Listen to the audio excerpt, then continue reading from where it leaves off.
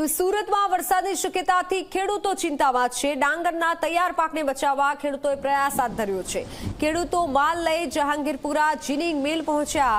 ડાંગરને સ્ટોરેજમાં સલામત રાખવા માટે ખેડૂતો દ્વારા પ્રયાસો થઈ રહ્યા છે। જીનિંગ મિલ ખાતે ખેડૂતોની લાંબી લાઈનો જોવા મળી। રોજના 150 જેટલા ટ્રેક્ટર મિલ ખાતે ખાલી થઈ રહ્યા છે। 24 કલાકથી લાઈનમાં ઊભા રહેવા છતાં કેટલાક ખેડૂતોનો તો વારો પણ નથી આવ્યો। અગાઉ કમોસમી વરસાદના કારણે ડાંગરનો પાક પલળ્યો હતો અને આવી સ્થિતિ ફરી ન સર્જાય તે માટે ખેડૂતો કાપણી કરી માલ લઈ અને સ્ટોરેજમાં રાખવા માટે પહોંચી રહ્યા છે।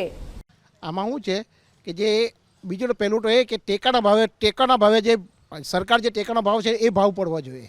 આ ટેકાના ભાવ મંજૂરી પાડતી નથી, એમાં ખેડૂતને બહુ નુકસાન જાય છે। ને બીજું આ તમે જોઈ શકો છો કે આ કેટલી લાઈનો છે। હવે કાલના ટ્રેક્ટરો મોકલો આજે ગયા છે, ફટાકડા રાતના 12 વાગ્યા લગીને વેચે છે, તો ભાઠો રાતના 12 વાગ્યા લગીને લેવું જોઈએ ને। હું એવું કહેવા માગું છું। વરસાદની આગાહી ટીવી પર બધે અમે જોયું અને એને કારણે કે કાલ સુધીમાં વરસાદ પડવાની તૈયારી રાખે છે, તો અમારો માલ તૈયાર થયેલો પલળી નહીં જાય એટલા માટે રાતના અમે 11 વાગે ટ્રેક્ટર ભરાયું અને પછી 1 વાગે આ જીનમાં મૂકવા આવ્યો। હજુ સુધી અમારો નંબર લાગ્યો નથી ને આજે સાંજ સુધીમાં લાગે કેમ એવો શક્યતા ઓછી છે।